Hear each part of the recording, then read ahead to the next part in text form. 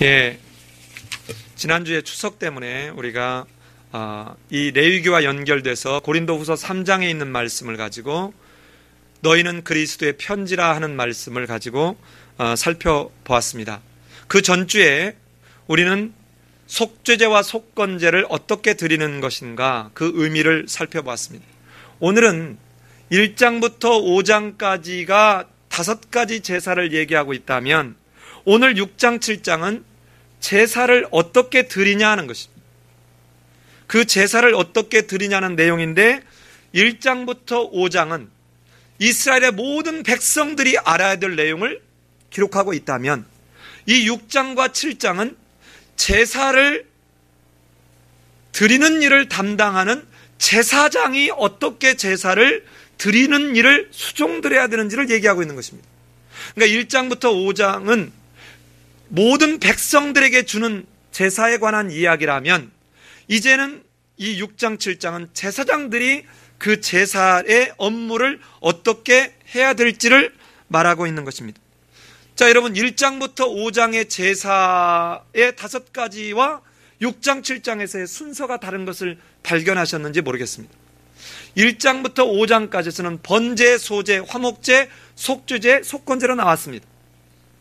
그리고 난 뒤에 이 6장, 7장에서는 화목제가 맨 끝으로 가고 있습니다.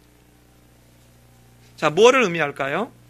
자, 이 지금 1장부터 5장에서는 어떤 이 제사가 왜 어떻게 존재되어졌는지에 그 하나님이 주시는 의미적 관점에서 번제, 소제, 화목제, 속죄제, 속건제로 가고 있다면 6장, 7장에서는 제사를 드리는 빈도수에 따라서 지금 제사장들에게 설명하고 있습니다. 가장 많이 드린 게 번제, 소제, 그리고 속죄제, 속건제, 그리고 화목제입니다. 그러면 속죄제는 어떠한 절기, 특정한 절기나 어떤 사람이 죄를 지었다라고 하는 것을 깨닫고 자각했을 때 드리는 제사가 속죄제였습니다. 번제는 내가 하나님 앞에 나의 헌신, 나의 어떤 믿음의 다짐 이런 거 할 때도 얼마든지 드릴 수 있는 그런 자원적, 자발적 제사였던 걸 우리는 이미 앞에서 살펴봤습니다. 속건제는 언제 드리느냐? 이거는 정기적으로 무슨 절기에 드리거나 이러는 것이 아니었습니다. 이거는 정기적으로 드리지 않고 어떤 정말 하나님의 성물을 범해 쓴 그런 특정한 그런 죄를 지었을 경우에만 드리는 게 속건제였습니다. 그렇다면 화목제는 드려도 되고 안 드려도 되는 감사제와 자원제와 또 서원제 이렇게 3가지로 나누는 것이었죠. 그러니까 이 앞에서 일반 백성들에게 말했던 화목제가 가운데에 있는 것은 번제, 소제, 그 다음에 속죄제, 속건제 이 가운데 화목제가 있지 않습니까? 그러니까 이 제사의 신학적 의미는 바로 하나님과 깨어져 버린 관계를 화목해 하는, 회복시키는, 화해시키는 그 의미로 화목제가 가운데에 들어가 있죠.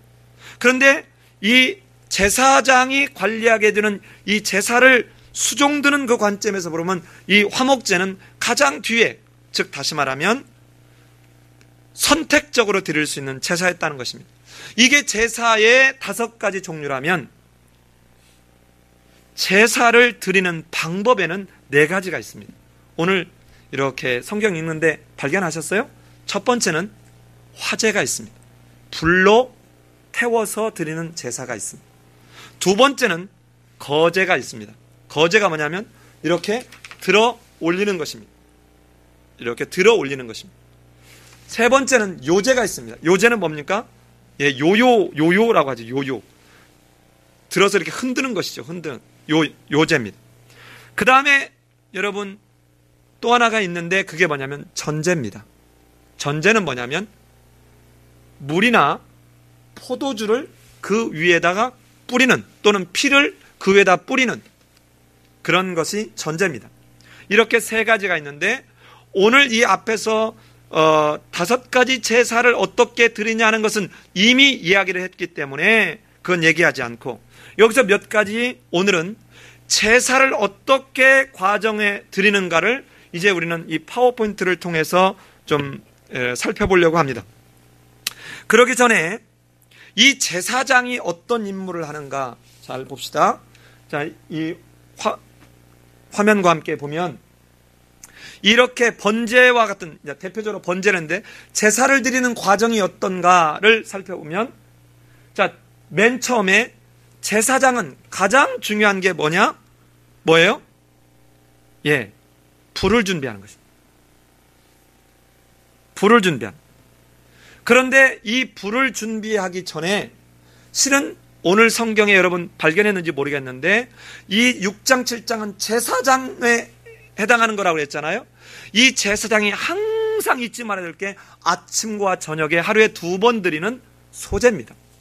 내가 철저하게 마치 그 곡식이 빠지는 것과 같은 것처럼 내가 하나님 앞에서 정말 하나님의 심부름꾼으로 수종들겠다라고 하는 그 고백이 아침과 저녁에 해가 뜨는 때와 해가 지는 때 꼭 이 소제를 아침과 저녁으로 드렸습니다.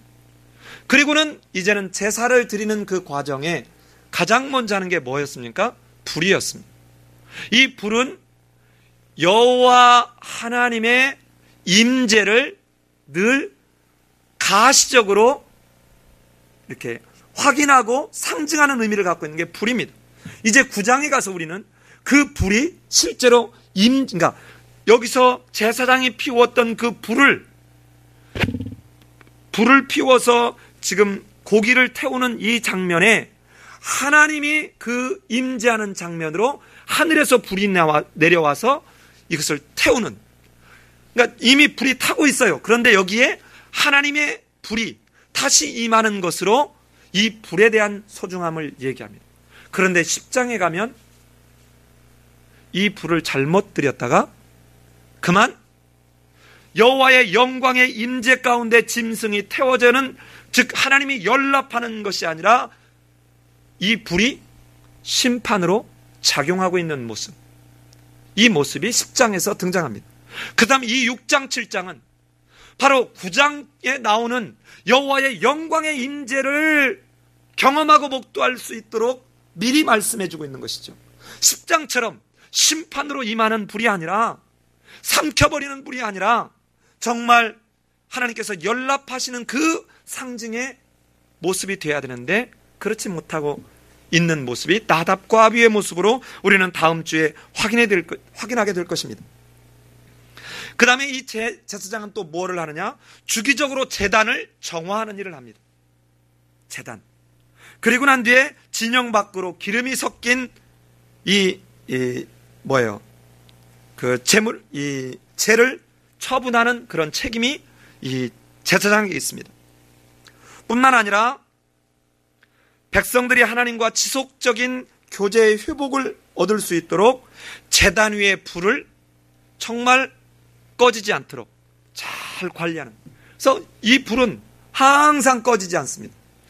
성소가 있는 밖에는 제단의 불을 항상 꺼지지 않게 관리하고, 성소 안에는 향단의 불을 항상 잘 관리하는, 이게 이 제사장들이 해야 될 아주 중요한 임무 중에 하나입니다. 자, 오늘 이 제사장이 어떻게 하는가를 요 그림에서 보면, 지금 이 성막이 있었던 때는 여러분 보이세요? 양쪽에 이렇게 크게 두 덩이가 뭔가 이렇게 있죠? 이게 뭐냐면 토담입니다. 토담에 그 위에 뭐가 올려져 있습니까? 번제단이 올려져 있습니다. 이게 나중에 성전 시대가 되었을 때는, 정착되었던 시대는 이게 이제는 토담이 아니라 돌로 쌓았습니다. 근데 이때는 토담에 지금 흙으로 단을 쌓고 그 위에다가 지금 번제단을 놓은 것입니다. 번제단을. 자, 그런데 늘 이 제사장은 제사 드릴 사람들이 오기 전에 그 제물을 태울 나무와 불을 늘 준비하는 거예요. 여러분이 전도할 어떤 사람을 위해서 제사장이 이른 아침에 새벽에 나와서 아무도 알아주지 않고 아무도 봐주지 않고 아무도 내게 뭔가 보답해주지 않는다 할지라도 나무를 준비하고 불을 준비하는 것처럼 우리가 어떤 한 사람을 하나님과 관계가 회복되게 하기 위해서 그 사람이 전혀 알지 못하는 그 시간에 하나님 앞에 엎드려 제사장이 나무를 준비하고 불을 준비하는 그 마음으로 우리는 하나님 앞에 기도하면서 정말 중보자로서의 그 역할을 하고 있는지. 이제 추수감사 주일날 우리 앞으로 약 40일 뒤에 정말로 내가 지금부터 40일 동안 우리 예수님이 광야에서 40일 동안 시험을 받는 그 기간을 기억하면서 정확하게 40일 뒤에 11월 18일 주간에 우리는 이제는 내가 하나님 앞에 꼭 예수 믿었으면 좋겠다는 그 사람을 두고 기도하는 가운데 그 사람을 우리 교회에 초청하는 그런 시간을 가지려고 계획 중에 있습니다. 여러분, 과연 내 안에는 지금 어떤 사람을 놓고 매일 아침에 또는 내가 매일 저녁에 소제를 드리는 그 제사장의 심정으로 지금 기도하면서 내가 준비하고 있냐는 것입니다. 두 번째는 이 제사장이 이렇게 불을 준비하고 제사 드릴 사람을 기다리는 데서 끝나지 않고 여기 보면 이제는 제사장 또는 레위인이 이제 그 제물을 이렇게 성막 있는 밖에서 이 제물이 흠이 있는가 없는가를 확인하는 과정이 필요합니다. 그리고 난 뒤에 이 확인해서 제물이 자연적으로 죽은 거나 무슨 어우러기 같은 무슨 피부병이 있거나 고자이거나 병드인 거나 짐승에게 찢긴 거나 이런 거인지 아닌지를 검사하는 것이죠. 그리고 난 뒤에 세 번째는 이제 제물에 뭐예요? 안수합니다. 누가 안수합니까? 제사장이 안수하지 않습니다. 누가 안수해요? 제사를 드리는 사람이 안수합니다. 이 안수하는 것은 어떤 의미가 있다고 그랬습니까? 이 동물과 나를 동일시하는 것이다.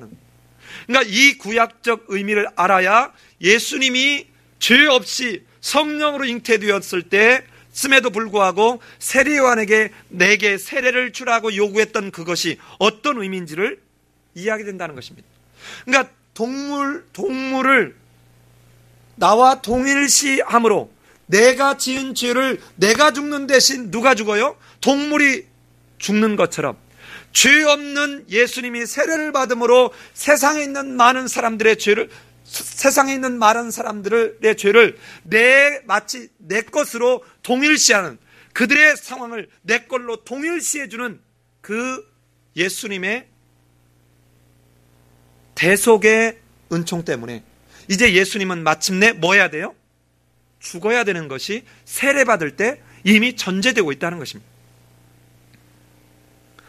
자, 이렇게 하고 난 뒤에 이제는 이 제사장이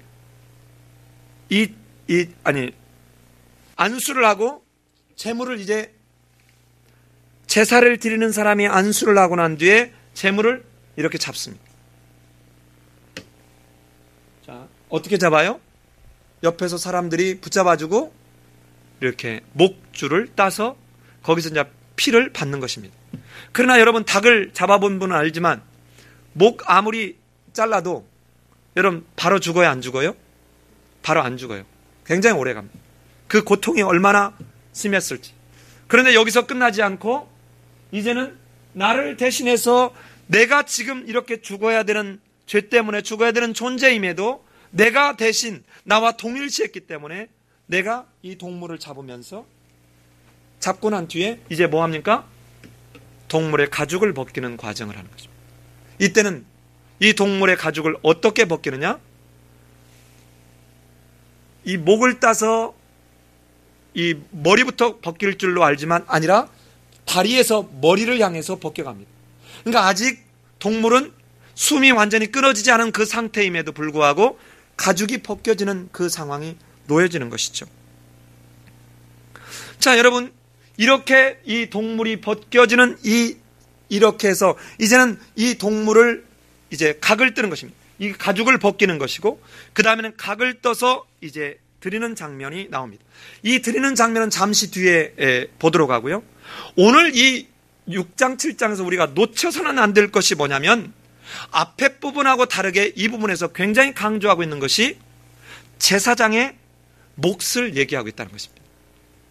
제사장의 몫을.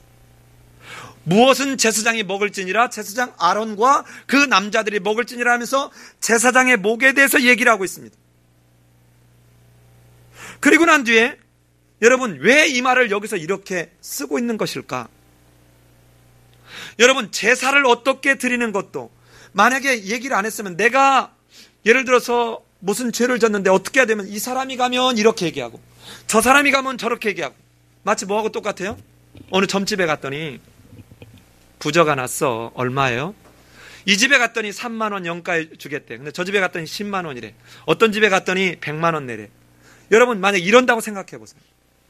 어떤 집은 굿을 하라고 하고, 어떤 집은 또 다른 뭐를 하라고 그러고. 그런데 세상에 있는 모든 종교는 예배를 받을 그 예배의 대상자가 그 제사를 어떻게 드려야 되는지를 기록해 놓은 게 아무 데도 없다고 그랬죠. 오직 기독교에만, 하나님만, 예배를 받을 하나님이 어떨 때 어떻게 예배를 드리라고 구체적으로 말하고 있는데, 그 연장선상에서 뭐를 얘기하냐면 제사장의 몫을 얘기하고 있어요. 이걸 왜 썼을까요? 그런데 뒤에 가보면 이 제사장이 받은 몫을 얘기하는 데서 끝나지 않고, 제사장이 받은 몫을 어떻게 다루어야 될지를 또 얘기하고 있어요. 예컨대 보십시다. 화목제물을 받았는데 이 화목제물을 어떻게 다뤄야 될지, 감사제로 드린 것은 그 날을 넘기지 말고 다 먹고 남으면 다 소각해야 됐어요. 또는 서원제나 자원제는 그 이튿날까지 먹을 수 있지만 셋째 날이 되면 다 어떻게 해야 돼요? 다 불살라야 돼요. 여러분, 지금 이거를 통해서 무엇을 말하려고 할까요? 바로 이 의미를 잘못 알았기 때문에 구약시대, 심지어는 예수님이 오신 시대에도 구약의 제사장들이 타락해 간 것입니다. 아니, 예수님이 오시고 난 뒤에 수도원이 캐도릭이 썩은 이유가 바로 이것입니다. 자, 볼까요? 지금 제사장의 몫을 얘기하고 있고, 제사장에게 주어진 그 몫을 어떻게 다뤄야 되는지 화목제물을 근거로 설명하고 있는 것은, 너희가 먹고 마시는 문제가, 너희의 생계가 너희의 어떤 수고에 대한 대가가 아니라 하나님이 주시는 것이다 하는 것입니다. 즉, 여러분, 우리가 주기도문 할 때 뭐라고 합니까? 오늘날 우리에게 일용할 양식을 주옵시고, 매일매일 제사 드리는 가운데 그 제물을 원래는 누구에게 드리는 거였어야 돼요? 여러분, 제사를 드리는 그 사람이 주는 것이 아닙니다. 하나님께 드려진 것 중에 하나님이 주시는 거예요. 그런데 이거를 매일매일의 삶 속에서 하나님이 그의 먹을 것을 제공하신다는 것입니다. 그런데 이렇게 주어진 물질을, 이런 재물을 어떻게 하라는 겁니까? 너는 비축하지 말라는 거예요. 그런데 어떻습니까? 구약시대 가보세요. 이제는 제사장들이 비축하기 시작해요. 이제는 심지어는 11조도 이제 뚱쳐가지고 자기 배꼽이 채우는데 이제는 써먹습니다. 여러분, 왜 예수님이 오셨을 때 제사장들이 그렇게 잘 살았습니까? 왜 사두개인들, 왜 이 제사장들과 결탁했던 그들이 그렇게 부유층을 이루었습니까? 이걸 비축하기 시작하는 것입니다. 그런데 오늘 성경에서는 이 양쪽에 백성들도 알고 제사장들도 알도록 이 제사장의 몫을 얘기하는 것은, 제사장도 백성들이 준 돈을 가지고, 백성들이 준 재물을 가지고 먹고 사는 것이 아니라는 것을 알게 하면서, 제사장들이 백성들 앞에 눈치 보지 않게 하면서 동시에 백성들 또한 내가 하나님 앞에서 드리는 이 기쁨으로 드리는 것으로 그 하나님이 내가 드리는 것 중에 하나님이 받으시고 내 제사를 받는 그 징표로 제사장들의 몫을 주고 있다는 것을 통해서 이 땅에서 화해를 경험하게 하는 것입니다. 여러분, 이걸 오늘날로 적용해 봅시다. 여러분, 많은 경우에 왜 교회에서 헌금을 많이 하는 사람들이 교회에서 목에 힘을 주려고 합니까?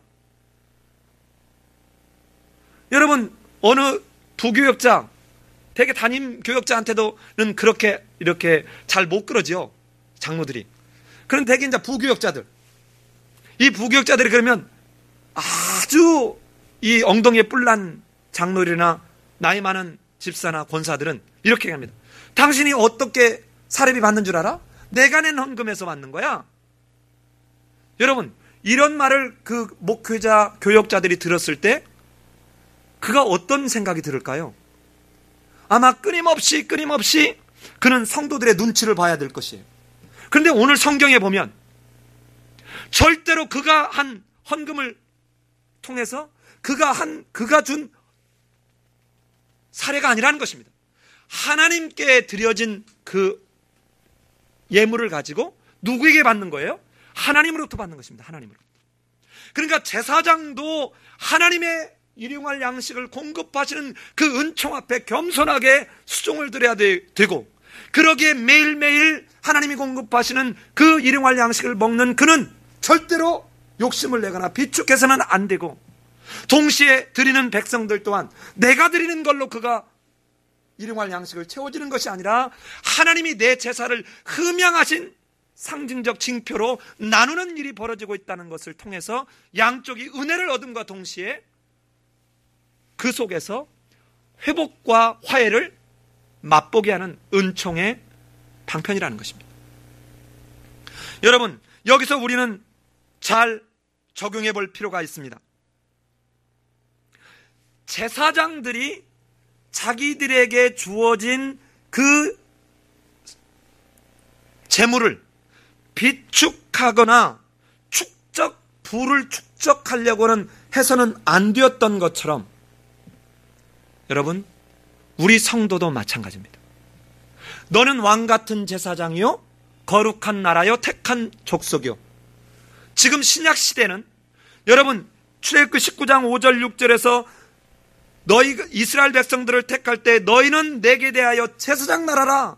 저 모든 백성들이, 저 이방 사람들이, 하나님을 모르는 그들이 나를 믿고 돌아올 수 있도록 너는 제사장이 되어달라. 이 말을 베드로전서 2장 9절에서 이제는 모든 사람들이, 예수 그리스도를 믿는 그들이 믿지 않는 자들을 향한 제사장이 되어달라는 것이에요. 그럼 보십시다. 이제는 이 구약적 이 오늘 6장 7장에서 보는 이 메시지는 제사장들만 그렇게 하고 목회자들만 그렇게 하는 것이 아니라, 이제는 왕 같은 제사장 같은 성도들도 이 땅에 사는 동안 내 자신의 생계, 나의 욕심, 끊임없는 탐욕에 의해서 비축하려고 하는데 연연해서는 안 된다는 것입니다. 그게 십계명에서 말하는 것 아닙니까? 그것이 바로 또 다른 형태의 탐욕이라는 것입니다. 자, 여러분 보세요. 어떤 목회자가 물질을 해서 뭐 얼마를 받았다면 우리는 다 욕을 합니다. 어떻게 그럴 수 있어? 자, 저 여의도의 어떤 목사님은 은퇴할 때 뭐 몇백억을 받았답니다. 또 어떤 목사님은 은퇴할 때 수십억을 받았다, 뭐 한 달에 얼마를 한다, 이런 말 할 때 말도 안 돼 하고 우리는 욕을 하지만, 그러나 이 오늘 본문의 통전적 의미를 보면 우리 성도도 왕 같은 제사장으로 옆에 있는 이웃을, 어려운 고통당하는 이웃을 바라보면서 그들에게 우리는 이제는 이 땅에서의 끊임없는 탐욕에 축적하라는 것이 아니라 영원히 녹슬지 않고 영원히 도둑도 없는 그 하나님의 뜻을 이루어드리는 그 하나님의 나라의 확장에 이 물질을 나누는 게 중요하다는 것입니다. 우리 교회를 보십시다. 1년 동안 성도들이 기도하면서 열심히 일한 그 결실의 일부를 헌금으로 드립니다. 여러분, 가장 이상적인 헌금은 그의 열심히 사역을 하고 연말이 되면 수입 100에 지출 100이 되는 게 맞습니다. 여기 남아지면 안 돼요. 그러니까 돈이 남아있다는 말은 바꿔서 얘기하면 무언가 사역을 제대로 안 하고 있다는 것입니다. 쌓아두고 있는 것은 결코 교회가 할 일이 아닙니다. 그런데 어떻습니까?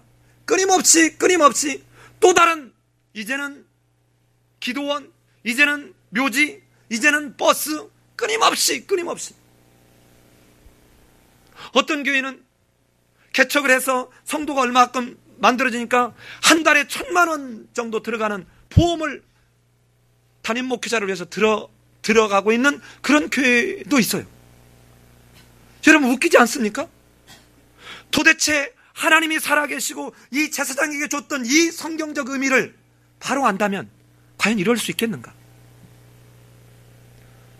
오늘 이 제사장, 왕 같은 제사장이 된 오늘 우리 모두에게는 이 6장 7장에서 말하고자 하는 제사장의 임무가 무엇이고 제사장의 몫을 왜 얘기하고 있고 제사장들에게 어떻게 제물을 다루라고 하는지, 이것은 마태복음, 갈라디아서, 빌립보서, 히브리서, 디모데전서에서 말하고 있는 오늘날 우리 성도들에게도 그대로 적용되고 있습니다. 그러면 이것을 역으로 바꿔볼까요? 우리 교회는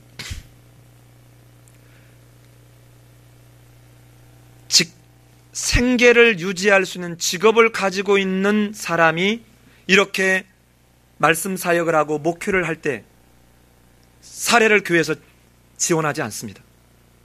그러나 만약에 자기 생계를 유지할 직업이 없는 사람이 우리 목회자로 세워지게 된다면 우리는 이 말씀을 바르게 적용해야 합니다.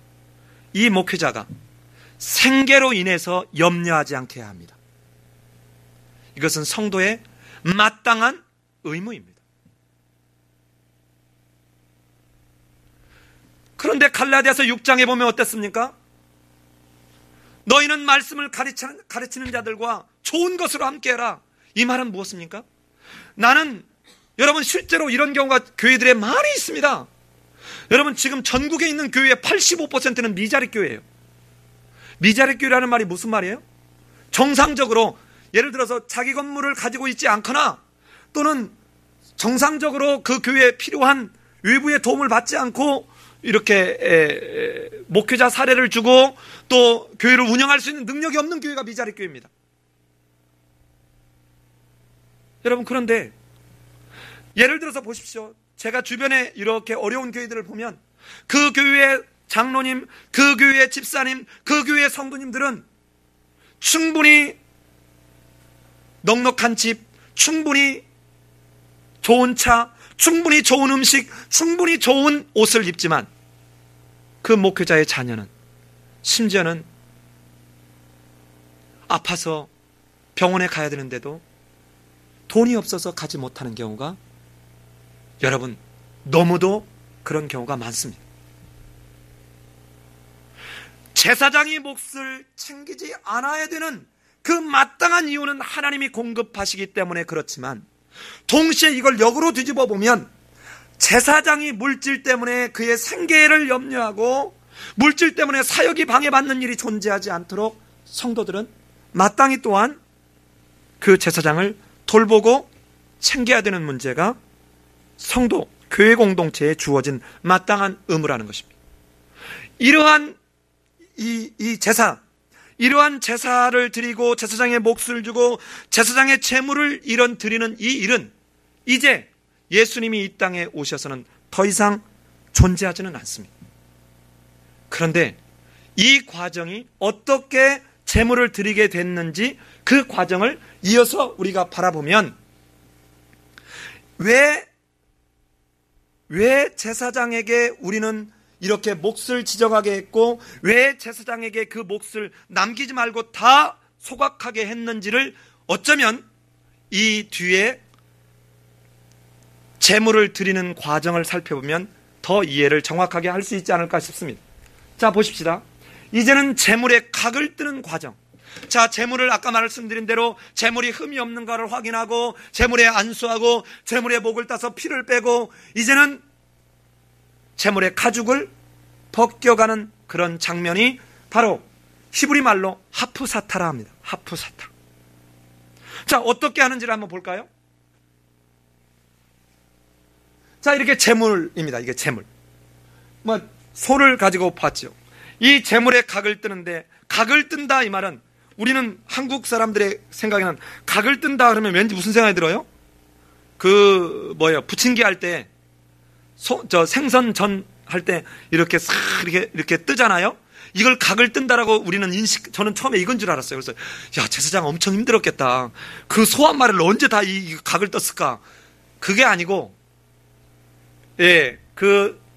이 제사장들이 그 큰 소나 양 같은 걸 한 번에 들어서 올리기가 너무 어려우니까 이거를 관절이 있는 데마다 이렇게 잘랐습니다. 그래서 이거를 가죽을 벗기면서 관절이 있는 데마다 잘랐다. 그래서 우리말로 쉽게 얘기하면 토막을 냈다 이 말입니다. 그래서 소 같은 경우는 전승에 보면 아주 큰 소는 24토막을 내기도 하고 12토막 이렇게 6토막 이런 식으로 토막을 내서 가져다가 올리기 어렵지 않게. 자, 이 각을 뜨는데 어떻게 뜨는가를 한번 봅시다. 자, 여러분, 이렇게 제사장 이 옆에서 레위인이 도울 때 이렇게 아까 가죽을 다 머리에서 발끝에서 머리를 향해서 벗기지 않았습니까? 그런데 이렇게 가죽을 벗겨갈 때 여러분, 가죽을 벗기고 난 뒤에 맨 마지막에 다리에서부터 이렇게 벗긴다 그러지 않았어요? 그냥 다리를 벗기고 난 뒤에 거기서 이제 자르는 거죠. 이 자르면서 자르는 이 사람은, 제사를 드린 이 사람은 하나님, 너는 죄의 길로 가지 말고 의의 길로 가라고 말씀하셨는데 내 발은 항상 죄의 길을 달려갔습니다. 그 발을 자르면서 내가 끊임없이 죄를 향해서 갔던 내 발을 생각하면서 내가 이렇게 잘라져야 될 이 상황에 하나님, 내가 다시는 이렇게 죄의 길로 가지 않겠습니다라고 고백하는 그 속에 내 자리가 달려지는 것입니다. 내 자리가 잘려지는 그 마음으로 동물의 다리를 자르는 것이죠. 그리고는 이어서 계속해서 가죽을 벗겨나가는데 두 번째는 이렇게 엉덩이를 자릅니다. 엉덩이를 자르면서 이 자르는 이 사람, 제사를 드리는 이 사람은 어떤 생각을 할까요? 너는 죄인의 길에, 죄인의 자리에 앉지 말라. 그랬는데 나는 항상 죄인의 자리에 앉으려고 했던 나의 이 의지를 철저하게 하나님 용서하여 주옵소서 하고 내 엉덩이를, 이 잘라지는 그 마음으로 동물의 엉덩이를 잘라가게 된 것입니다. 그리고 난 뒤에 이제는 세 번째로 안에 있는 내장을 다 끄집어내고, 끄집어낼 뿐만 아니라 내장은 다 또 씻어서 따로 밖에 나가서 태웠습니다. 이 내장을 다 긁어내면서 무슨 생각을 했을까요? 이 내장 할 때 이 내장의 원어적 의미를 성경에서는 뭐하고 같이 항상 쓰냐면 마음하고 함께 씁니다. 마음. 이때 쓰는 내장이라는 히브리어 원어가 바로 마음을 의미하는 것이죠. 내 안에 있는 끊임없이 시기하는 더러운 마음, 끊임없이 질투하는 마음, 끊임없이 미워하는 그 더러운, 이 내장같이 더러운 이 나의 마음을 하나님 용서하여 주옵소서 하고 내장을 자르는 것이죠. 그리고 난 뒤에 이제 네 번째는 바로 이렇게 가슴을 자릅니다. 하나님, 내 안에 이 항상 사랑을 품고 내 안에 자비와 긍휼하는 마음을 품어야 되는데 내 안에 끊임없이 죄악된 마음을 품었던 내 죄를 용서하여 주옵소서 하고 가슴을 자르는 것이에요. 여러분, 이렇게 지금 하나씩 잘라가는 그 자름을 옆에서 제사장은 보고 있고, 이 자르는 사람은 여러분 지금 피가 튀기고, 그리고는 그 피에 아주 견딜 수 없는 그 냄새, 이 냄새를 지금 맡고 있는 것입니다. 그리고는 최종적으로 마지막으로 이제는 머리를 자릅니다. 우리의 모든 생각이 머금어 있는 이 머리를 마지막으로 자르면서 여기는 항상 하나님을 경배하고 하나님의 말씀 앞에 순종하는 이런 생각을 해야 되는데, 내 마음속에는 온갖 교만한 생각으로 가득 차 있었던 내 머리를, 내 이 생각을 고백하면서 하나님 나를 용서하옵소서 하고 이 제물을 드리는 것입니다. 이렇게 해서 잘라진 이 제물들을, 이 주어진 피를 갖다가 바로 번제단에다가 뿌린 것입니다. 지금 이 제사장이나 백성이 한 것은 저 가서 분향단에 뿌려도 발랐고, 그리고 난 뒤에 나중에 속죄소 앞에도 뿌렸습니다. 여러분, 왜 지금 제사장의 몫을 얘기하고 있는지, 왜 제사장으로 하여금 이 예물을 너희가 언제까지는 먹고 이후가 지나면 이 몫을 절대로 비축하지 말라고 하는지, 이것은 그냥 어떤 선물이 아니에요. 그 사람이 죽어야 될 그것처럼 주어진 것이에요. 이것을 자기의 욕심, 어떤 사람의 생명을 담보로 지불된 이것을 자기의 부를 축적하기 위해서, 자기의 배꼽리를 채우기 위해서 비축하는 일은 절대로 용서하지 않겠다는 것입니다. 그런데 이렇게 할 때는 어떻게 한다는 겁니까? 내 백성 중에서 끊어버리리라. 그리고는 옆에 있는 것처럼 그 번제단 위에다가 뭐를? 고기를 다 올려놓고 태우는 것입니다. 그 태우는 중에 바로 옆에 좀 태우는 것이 보여지고 있는 그때에 그 중에 일부를 몫으로 주는 거예요.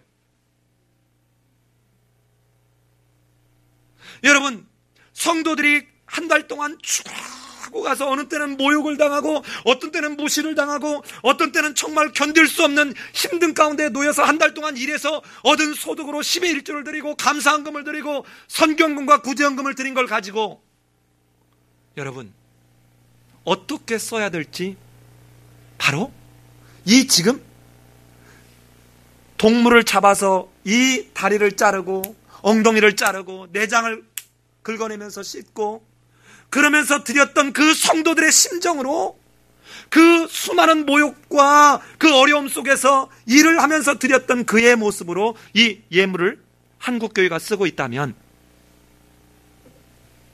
여러분 오늘날 이처럼 조롱거리가 되지는 않지 않았겠습니까?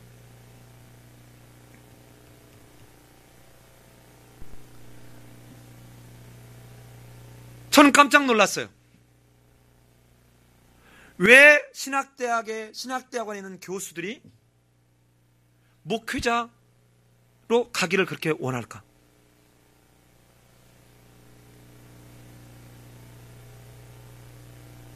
왜, 여러분 이상하지 않습니까? 내가 신학대학원 교수고 신학교 교수면, 나는 지금 적어도 연봉 정교수 정도가 돼 있다면 연봉을 적어도 수천만 원 내지 총신대 신대원 같은 경우는 1억 원 정도의 연봉을 받는데, 왜 어디 누군가가 성경을 가르쳐 달라고 하면 여러분 절대로 안 가르쳐 줄까요? 돈을 주면 가고 돈을 안 주면 안 갈까요? 여러분 이게 지금 학문적으로는 그들이 아무리 잘 알지 모르지만 지금 이 본문의 말씀을 제대로 지금 이해하고 있는 것일까요? 그런데 이렇게 신대원에, 자, 내가 7천만 원의 연봉을 받았다? 그러면 7천만 원을 가지고 내가 여기서 세금도 내고, 내가 여기서 집도 사고, 내가 우리 아이들 교육도 시키고, 내가 자동차도 사고, 내가 옷도 사 입고, 내가 음식도 이렇게 해서 먹어야 되고, 이런 모든 걸 다 써야 되지 않겠습니까? 부모님 용돈도 드리고.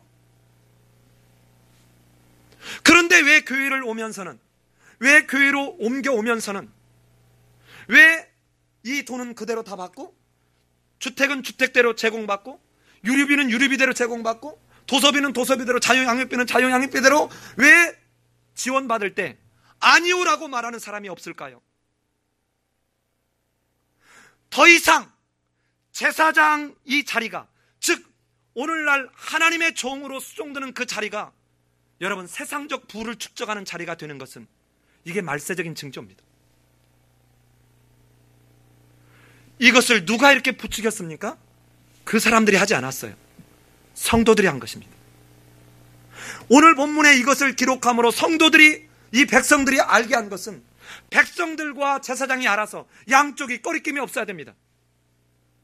근데 어떻게 해요? 어느 권사가 목사님한테 목사님 생일날 예를 들어 양복해줬다 그러면 저 집사는 이제는 더 센 거 해주죠. 이러면서 서로 경쟁하면서, 여러분 진짜 해봐요. 누구한테 한번 선물 받아봐요. 대접 받아봐요. 누군가가 예를 들어서 롯데 호텔에 가서 기가 막히게 했는데 누군가 밥 사주는 가서 설렁탕 사줘. 그러면 예를 들어서 A 권사가 롯데 호텔에 가서 사줬는데 B 권사가 설렁탕 사줘. 그러면 이게 처음에는 그렇게 내색을 안 하겠지만, 여러분 이게 잦아지다 보면 사람은 간사하기 때문에 그렇게 하는 거예요. 여러분 이거를 그대로 뒤집어 보세요.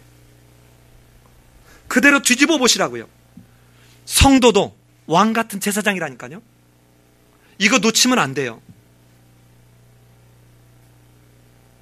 왜 선생님들이 학부모에게 존재를 받으면 안 되는지,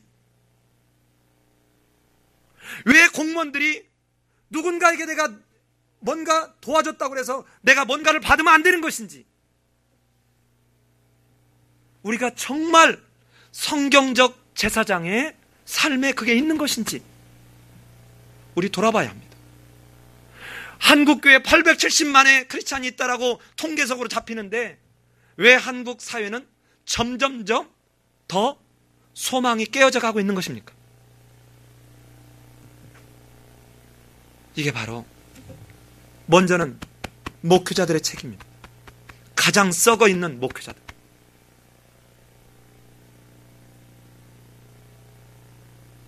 끊임없이 탐욕에, 성도 수에 대한 탐욕, 자기 교회 건물에 대한 탐욕, 자기가 세상적으로 이만큼 유명하다고 하는 박사학위에 대한 탐욕, 세상에서 영향력이 있는 어떤 그런 직함들에 대한 탐욕,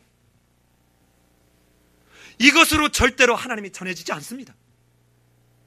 동일하게 백성들인 우리 성도님들도 이제는 이런 것들로 세상이 하나님의 하나님 되심을 전해지지 않는다는 사실을 잊어서는 안 됩니다. 이게 오늘 6장 7장에서 정말 우리가 제사를 드릴 때, 제사장이 제사를 수종 들으면서 들을 때 정말 여러분 절차는 괜찮은 것입니까? 절차는 어떻게 돼도 괜찮은 거예요? 내가 내 마음대로 하면 되는 거예요? 내가 편할 대로 하면 되는 거예요? 그래서 예배당에 올 때 그냥 신발, 스리퍼 직직 끄시고 오고, 여름철에 교회에 오는데 그냥 복장을 아무렇게나 하고 와도 괜찮은 거예요? 내가 예배를 드릴 때 예배를 드리는 중에 아무렇게나 왔다리 갔다리 해도 괜찮은 거예요? 내가 오고 싶은 시간에 오면 되는 거예요? 그러면서 우리는 뭐라고 얘기하느냐? 요즘 이렇게 하면 성도들이 떨어진다는 겁니다. 그래서 뭐라고 얘기하느냐? 좀 자유하게 내버려둬. 너무 빡빡해. 여러분, 그런데 오늘 성경에서는 뭐라고 얘기합니까? 너가 이렇게 지키지 않을 때는 어떻게 한다는 거예요? 백성에서 끊쳐내리라. 여러분, 형식주의는 문제지만 절차와 형식은 무시될 수 없습니다. 절대로 무시될 수 없습니다. 절대로. 어떤 이유로도 무시될 수 없습니다. 예수님이 성육신으로 오셨기 때문에 세례가 의미가 있는 것입니다. 예수님이 세례를 받으셨기 때문에 십자가의 죽음이 의미가 있는 것입니다. 예수님이 성육신으로 오셨기 때문에 부활이 가능한 것입니다. 이 절차가 무시될 수 없습니다. 절대로 무시될 수 없습니다. 그런데 오늘날은 내가 하고 싶은 대로 하는 것이 신앙적 자유인 양 생각할 때가 많습니다. 뭐 좀 어때? 너무 쉽게 우리는 이런 생각들을 하고 사는 경우가 많습니다. 그런데 보십시다. 정말 예를 들어서 한번 볼까요? 자, 이렇게 번제를 드리고 죄사함을 구했습니다. 그리고 난 뒤에 이 제사장이 하나님 앞에 이 사람의 죄를 용서해 주옵소서 하고 하나님 앞에 구한죽 사함을 받았다 했습니다. 여러분, 이 과정 절차 없이 어떠한 제사가 연락되지 않았습니다. 오늘 성경에서도 뭐라고 합니까? 연락되지 않는다는, 기쁘시게 받지 않으신다는 것입니다. 그러니까 종교적인 이벤트에 참여할 수는 있어요. 종교적인 어떤 행사에 참여할 수는 있습니다.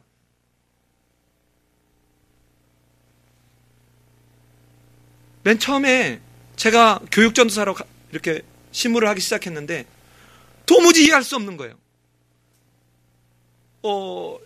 전도사가 설교를 하니까 축도를 할 수 없잖아요. 그런데 이 또 할머니, 할아버지들, 어른들은 이 축도를 안 받는 것에 대해서 굉장히 알레르기적 거부 반응이 있어요. 우리 아들, 우리 손자가 어떻게 축도를 안 받아? 그래가지고 어떻게 하느냐? 이 설교와 이 시간을 부목사님이 사회를 보고 내려올 시간에 맞춰줘야 돼. 그러면 이분은 예배에 아무것도 몰라. 와가지고 오직 뭐예요? 축도만 하는 거예요. 그래서 내가 예배를 모욕해도 이런 모욕이 어디가 있는가? 근데 전도사가 말하니까 안 듣더라고. 한 1년 반이 지났을 때 이것은 예배를 아주 모욕하는 거야. 예배 이 모범에 맞지 않다. 아니 전도사가 말하니까 이거 콧방귀도 안 끄더니 교육위원장이 바꾸면서 다시 얘기했어요. 왜 주기도문 하면 안 되느냐? 그러면 교육전도사를 다 없애고 목사로 채용을 하면 될 거 아니냐? 예배를 예배되게 가르쳐라. 기복주의에 흐르지 않게 하라. 그래서 바꿨어요. 한 2년 만에 1년 반쯤 되고 난 뒤에. 여러분, 목사가 가서 축도를 하고 목사가 가서 예배를 드리고 이게 문제가 아니고, 절대로 이게 문제가 아니고, 제사장이 가서 그 절차에 하나님이 말씀하신 그 절차와 형식에 맞게 죄를 사한 즉 사함을 얻으리라. 절차와 형식은 결코 무시될 대상이 아닙니다. 형식주의는 문제가 있습니다. 여러분, 권위주의는 문제가 있습니다. 목사가 나는 주의 기름 부음 받은 종이야, 그러니까 평신도는 목사 아래에 있어 하고는 부리는 권위주의는 있을 수 없는 만용입니다. 그러나 말씀을 전하는 사역자에 대한 그의 하나님이 부여하신 그 사역에 대한 권위는 여러분 인정해야 하는 것입니다. 권위와 권위주의는 다른 거예요.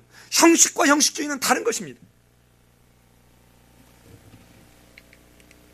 그런데 보십시오. 번제단과 십자가에 공통점이 있다는 것입니다. 번제단이 뭡니까? 토단으로 쌓였습니다. 번제단이 땅 위에 쌓였습니다. 십자가가 땅 위에 세워졌습니다. 자, 그런데 번제단과 십자가가 같이 땅 위에 세워지는 그 땅의 의미뿐 아니라 또 다른 의미가 하나 있습니다. 이미 우리는 앞에서 출애굽기 할 때 얘기를 했기 때문에 여러분 이해를 하시겠지만, 번제단은 뭘로 만들었습니까? 조각목으로 만들었습니다. 자, 형식과 절차가 중요하지 않아고는 조각목이 단단하니까 조각목 그냥 나무로 하고 가운데다 석쇠 놓고 그냥 위에다 고기를 했더라면 그 번제단은 어떻게 됐을까요? 다 불살라 꼬실래져 버렸겠죠. 그런데 이걸 뭐가 쌌어요? 놋이 쌌습니다. 놋. 이 조각목을 놋으로 쌌더니 이 놋이 3000도까지 온도가 가열돼도 안에 있는 조각목이 타지 않더라는 현대적 실험에 입증하고 있습니다. 그렇다면 이 번제단에 토단을 쌓고 토단 위에 나무 흙으로 단을 쌓고 그 위에 나무로 뒤집어 씌운 이 번제단은 마치 나무 십자가에 달린 예수 그리스도의 모습과 연상되는, 즉 다시 말하면 우리는 다 조각목처럼 그냥 태워져서 없어져 버릴 존재들입니다. 그런데 이런 존재들을 누가 이 놋이 조각목, 없어져 버릴, 타버릴, 불에 타버릴 조각목을 감싸고 뜨거운 조각목을, 불을 다 번제다, 놋이 다 견뎌내듯이 예수님이 나무 십자가 위에 달리셔서 모든 내 죄를 다 지고 동물이 타는 그것과 같은 고통을 예수님이 다 감당하고 있다는 것입니다. 번제단과 십자가는 같은 의미입니다. 형식만 달라진 것입니다. 그렇다면 제물과 그리스도는 바로 이 그림에서 보듯이 번제단이 십자가라면 번제단 위에 타고 있는 그 동물의 제물은 바로 예수 그리스도의 몸입니다. 동물에서 뺀 그 피는 예수님이 십자가에서 흘린 바로 그 피입니다. 이 과정과 절차 없이 여러분, 우리의 죄사함은 존재하지 않습니다. 오늘 오후 예배가 바로 어떻게 하나님 나라가 회복되는지 마태복음 5장부터 7장까지 해서 하나님의 나라에 관한 가르침을 선포했다면, 이제 8장부터 9장까지가 하나님 나라가 선포되었을 때 어떻게 하나님 나라가 회복되게 되는지를 먼저 경험하는 사건이 바로 병들이 고쳐지는 사건입니다. 근데 이게 어디로부터 말미암았냐? 예수님이 하나님의 아들이기 때문에 그런 게 아닙니다. 바로 이 의미를 제대로 이해하지 못하면 절대로 이 치유 사건 앞에 있는 8장 1절부터 22절에 있는 이 말씀을 이해할 수 없습니다. 이사야서 53장 4절로 5절에 있는 말씀을 연결시켜서 이해하지 않으면 본문의 의미를 제대로 이해할 수가 없는 것입니다. 우리는 잠시 동영상을 이 의미를 이제 예수님 쪽에 포커스를 맞춘 영화의 한 장면을 캡처해 놓은 것을 한번 보도록 하겠습니다. 조금만 더 힘을 내야 해. 채찍이 날 쳐도 나는 놓을 수가 없네. 세상을 향한 십자가 하늘도 울었네. 어두운 하늘도 사람들의 조롱하는 소리 마저도 이제 들리지 않아. 세상 그 무엇도 보이지가 않아. 채찍을 손에 든 사람도 나를 조롱하던 사람도 아버지의 사랑 나는 포기할 수 없네. 그들을 구할 수 있다면 아버지의 사랑 나를 보내신 예외 저들의 죄를 사가시려는 마음을 영원한 생명을 주기 위해 십자가 세상을 구하셨네. 주 십자가 달리사 세상을 구하셨네. 영원한 사랑 주셨네. 십자가의 그 피가 나를 구원했네.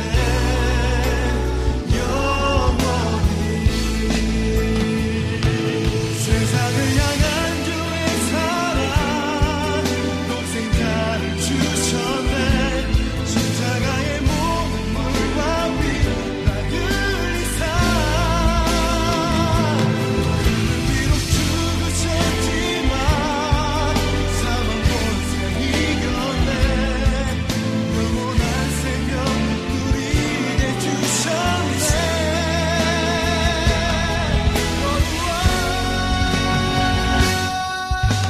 주 십자가 달리사 세상을 구하셨네. 영원한 사랑 주셨네. 십자가의 그 피가 나를 구원했네. 영원히 나 노래해.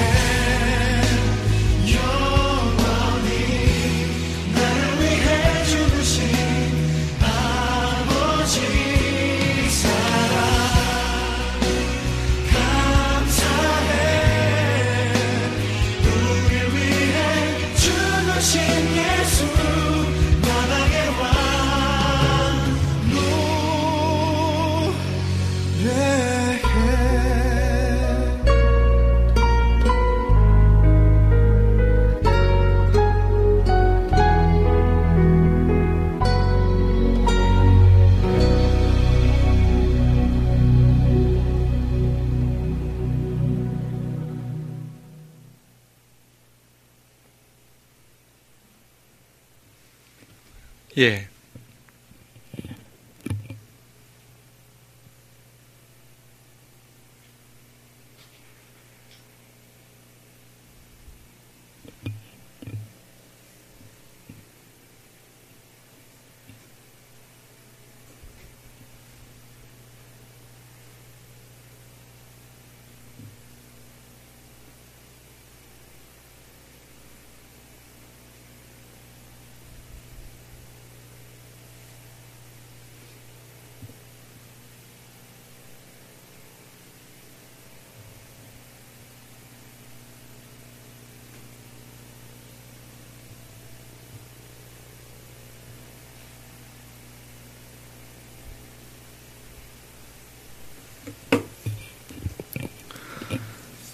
이제 오늘날 우리는 더 이상 동물로 제사를 드리는 이런 제사는 드릴 필요도 없어졌습니다. 그러나 동물로 드리는 그 제사와는 비교될 수 없는 하나님이신 예수님이 이 땅에 오셔서 스스로 자기를 완전한 제물로 되어주셨다면 오히려 구약시대에 드렸던 그 제사를 드리는 절차나 형식보다 우리는 훨씬 더 그 정신에 있어서 더 감사하고 더 경건하고 더 엄숙한 예배를 드려야 되지 않겠습니까? 우리 예배도 그 형식은 비록 달라졌다 하지만 이렇게 점점 시대가 갈수록 이렇게 하는 게 편해하고 가다가 오늘날 이제는 열린 예배다. 여러분 미국에 제가 교환교수로 갔을 때 바라보면 말씀 증거 5분도 안 돼요. 그리고는 찬양은 한 1시간 이상 합니다. 뭐 코너스톤 처치 같은 데 이런 데 가보면 뭐 찬양은 엄청나게 해요.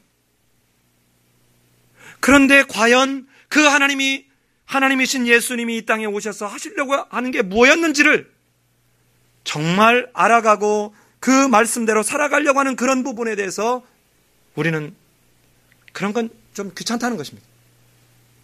이 전형적인 모습이 어디였습니까? 고린도 교회였습니다. 이 고린도 교회가 바로 예배 절차를 무시했습니다. 심지어는 어느 정도까지 무시했습니까? 나중에 이 성찬을 하는데도 그들은 그냥 부자들은 가져온 대로 막 부어라 마시라 했습니다. 이러면서 예배가 여러분 점점점 우습게 여김을 당해가기 시작했다는 것입니다. 한국교회 모든 문제의 회복은 여러분 예배의 회복입니다. 이 예배의 회복 가운데 하나가 바로 뭐냐? 절차와 형식의 중요성이라는 것입니다. 왜 처음에 이렇게 예배 시작할 때 우리는 죄 고백을 하게 되는지, 이것이 쓸데없이 형식적으로 하는 죄 고백이 아닙니다. 왜 신앙 고백을 하는지, 왜 일어나서 하는 것인지. 여러분 다른 교회에 있는 사람이 우리 교회를 오면 여기는 좀 캐톨릭 같다 이런 느낌을 가질 거예요. 그런데 우리 교회에 있다가 캐톨릭에 가서 예배 드릴 때 가보면 우리는 완전히 여기에 보면 우리는 이게 너무 엉망이구나 이 느낌이 확 들을 거예요. 또 그리스 정교회 뭐 예를 들어서 그 영국의 성공회 이런 데 가면 더 엄숙한 모습이 보이겠죠. 우리는 어떤 형식주의에 빠지자는 것이 아니라 우리의 예배가 어떻게 정말 그 예배 속에 담겨져 있는 그 의미 속에서 우리는 예수님이 어떤 과정 속에서 십자가에 못 박고 부활하는 과정까지 갔느냐, 이것이 바로 구약시대에 있었던 이 제사의 모습을 그대로 따라갔다는 거예요. 여러분 아까 보입니까? 이 채찍을 가지고 꽉 쳤을 때 그 채찍이 그냥 우리가 때리는 채찍이 아닙니다. 끝에는 쇠붙이가 있어요. 딱 치면 살 곳에 꽉 찍히는 거예요. 잡아다니면 어떻게 돼요? 그 살이 확 뜯기는 거예요. 뭐하고 똑같습니까? 짐승을 지금 이 각을 뜨는 거하고 똑같은 모습 아니에요. 이 오늘날 우리 예배가 가장 아름답게 제대로 드려진다면 여러분 실은 예배 끝난 뒤에 고린도 교회에 있었던 것처럼 성만찬이 이루어져야 합니다. 이게 온전한 예배의 모습이라고 생각되어져요. 내년부터는 우리 교회도 이제 매주는 너무 번거롭다 하면 적어도 그 첫 주에, 매월 첫 주에는 예배 후에 이 성찬식을 하려고 합니다. 이제는 남에게 부탁하지 않아도 되니까 물론 아직 안수를 받지는 않았지만, 진짜 예배의 완성은 이렇게 제물 되어주신 그 예수님과 내가 연합됨을 실제로 경험하고 기념하고 내가 또한 기억하는 이 성만찬을 통해서 예배가 완성되어질 수 있다는 것입니다.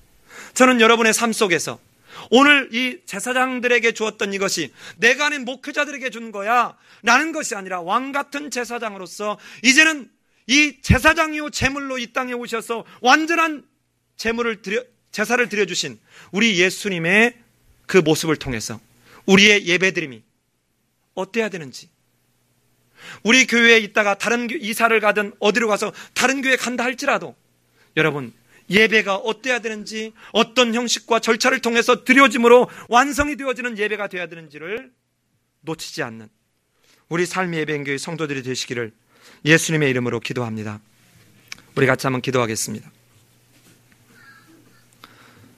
이 시간 기도할 때 우리는 왕같은 제사장이고 거룩한 나라요 택한 족속이요 이렇게 우리는 고백합니다. 그러나 우리의 필요를 따라서 고백하고 있는 것은 아닌지, 제사장은 아무도 성막에 오지 않을 때, 아무도 알아주지 않을 때 나와서 나무를 준비했습니다. 불이 꺼지지 않도록 24시간 불을 관리해야 했습니다. 그 짐승을 잡는데 옆에서 모든 것을 지켜봐야 했고, 그 정말 고기가 타는 그 지독한 냄새를 맡아야 되는 그 제사장에게 하나님은 몫을 주었습니다. 그리고는 목을 주는 데서 끝나지 않고 절대로 이것을 비축하라고 말씀하지 않았습니다. 예배를 어떻게 드리는 절차를 얘기한 것뿐만 아니라 네가 온전히 이렇게 저들로 나와 관계가 회복되는 그 일에 네가 힘들고 어렵지만 온전히 헌신하라는 것입니다. 그럴 때 너의 먹고 사는 생계의 문제를 내가 해결해 주겠다는 것입니다. 그러나 그것을 인하여 너는 부를 축적하지 말라는 것입니다. 그런데 이것이 오늘날 성도들에게 주어진 바로 말씀입니다. 여러분, 오늘 이 레위기 6장 7장에서 말하고 있는 이 제사장적 삶을 하나님, 내가 세상에서, 내 가정에서, 내 직장에서, 내 사는 이웃에서 하나님 이런 제사장적 삶을 사는 하나님의 아들, 딸 되게 도와주옵소서. 이 시간 자기 목소리가 자기 귀에 들릴 만하게 이 시간 기도하는 시간 갖겠습니다. 기도합니다.